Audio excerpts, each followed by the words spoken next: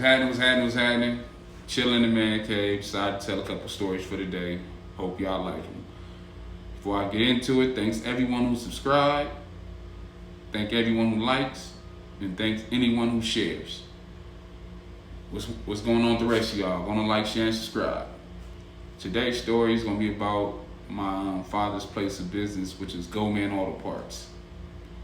He worked there, and then he ended up owning it at one point. And with Goldman Auto Parts was a place which you can come get those hard to find parts, the stuff that you might have to, call around, ask around for, or go to a junkyard or pick up parts, or stuff you just might have to really hunt and find. This was the things he specialized in. So if you're looking for, A-arm for a 64 Chevy, Pops would probably have that. If you're looking for hubcaps for a 69 Fairlane or something like, Pops would probably have that. But he also had, if you needed a headlight for up-to-date Expedition, he would have that. If you needed your starter or your alternator rebuilt, he can handle that. So that's what was going on up there. That's what Pops worked at. That was his place of business, and I worked there two different stints.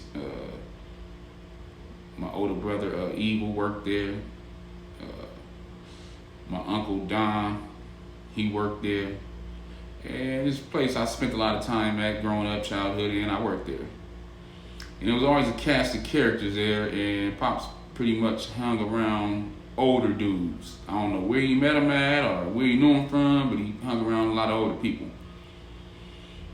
One of the dudes that would hang out there, name was Nolan. Nolan was retired from whatever he did, and he had a tow truck, and he didn't seem to care if he got any tows or he got 10 tows per day, because he was already retired. And he was living with his daughter, so didn't have to pay no rent. So he was chilling. He'd just come up there, make a couple dollars and hang out. Pretty much what he did. Then you had one of the biggest characters that be up there, named was Big O.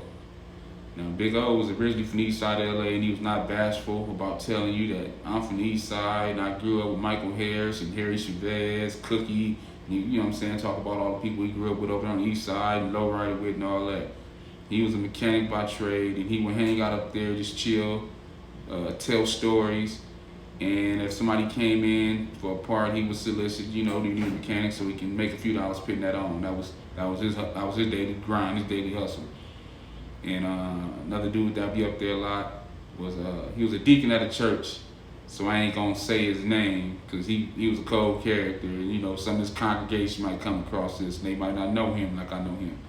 My Pops called him Coon, not that he was one of those Uncle Tom ass, Stephen A. Smith ass, punk ass motherfuckers like that. My Pops called him Coon because he said he favored a raccoon, said he liked a raccoon. And my Pops and Coon was pretty tight. Coon was also retired. He was deacon at a church, and ride around a nice Cadillac Barrettes, Eldorado Barrettes. He probably had 5 or 6 of them the time I know him. He kept one of them clean motherfuckers.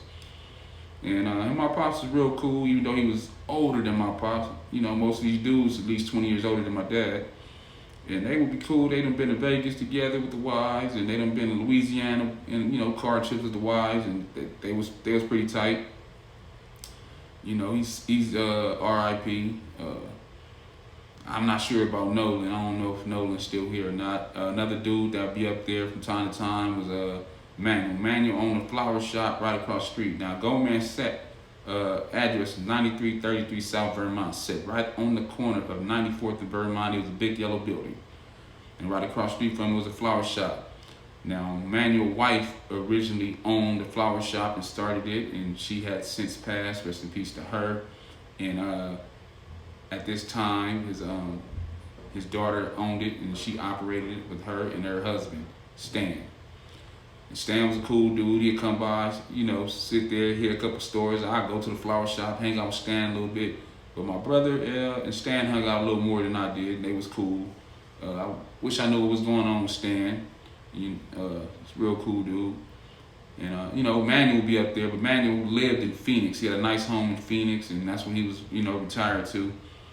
But prior to that, he had a big, beautiful home in Ladera Heights, and I loved going over there, and he used to take me to baseball games. And he was a real cool dude. Now, he was the first black Republican I ever met. He'd pull that Republican card out on me. You know, he was a real cool dude. So he kind of opened my eyes up that all Republicans ain't bad, because the way we was taught was Democrat was the way and Republicans was wrong. But he opened my eyes at a young age that that wasn't always the case. And another person was Jackson. Now, Manuel didn't mind being called by his first name. Nolan, that's his last name, but he wanted to be called Nolan, not Mr. Nolan.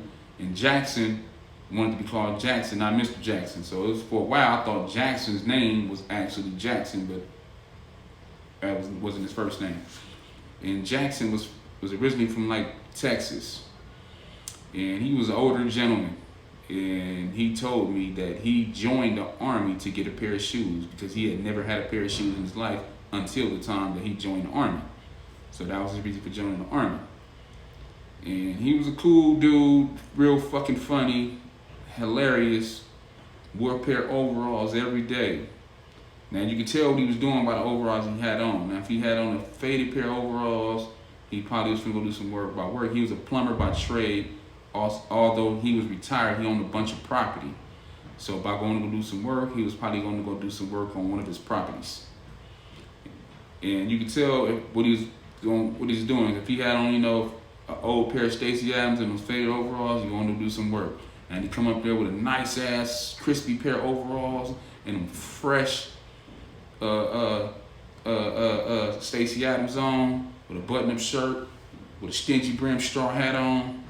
Tell you some shit like, shit yeah, sexy as a motherfucker. Make them hoes fall over on their face when they get one look at me. You're motherfucking right. And that's how Mr. Jackson talk. And last time I seen Jackson was maybe 2019, 2020. I was at a funeral across the street, right there on 94th. And he, you know, owned some apartments right there. And he pulled up in his car, and I approached him. I asked him, did he remember me? Because it had been about, I don't know, 15, 16 years since I had seen him, and didn't know if he remembered me, whatnot, and he knew who I was. You Larry's boy. How you doing, son? And we got to talking and everything. And at that time, he was 90 years old, and he just had pulled up in his car. He was getting around good. He was doing good. And I asked him about his wife, and she had passed maybe 6 months prior to that. She was 92 when she passed, and he was 90 at that time. My cousin D-Boy told me recently that Mr. Jackson has since passed. So rest in peace to Jackson. Another person that would stop by was Mac. Mac had a bookie joint up the street. If you're not familiar with what a bookie joint is, that's where you go bet them horses, stuff like that. You wasn't trying to go to the actual track. And he also sold a little dope in that thing. And it was some other characters that would come through there. It was a big old dude named Cotton. Cotton was about 6'5", 6'6", and just big old muscular country motherfucker, and cool dude, kind of militant. Then you had a dude named Tony. Now Tony, my pops would call Stick Yourself, like off the match. Stick Yourself, pretty Tony, call him Stick Yourself. Tony was a mechanic by trade, you know, keep a pickup truck or a tow truck, and you know, he'd sell some cars, go to the auction, get some cars, flip them. And that was his hustle. And then across the street, you had a White Boy. White Boy is a cool dude, older dude from 74 Hoover. He'd be over there. Him, his brother Dice, cool dude. And they'd be around. Tim White Boy Tim was a mechanic by trade and a carpenter. So he might be building houses one day, and he might be building cars the next. You never know with him. But he was always hustling, doing his thing. And he was a cast of characters that was there. And the next one, I'll get into some stories about these cast of characters.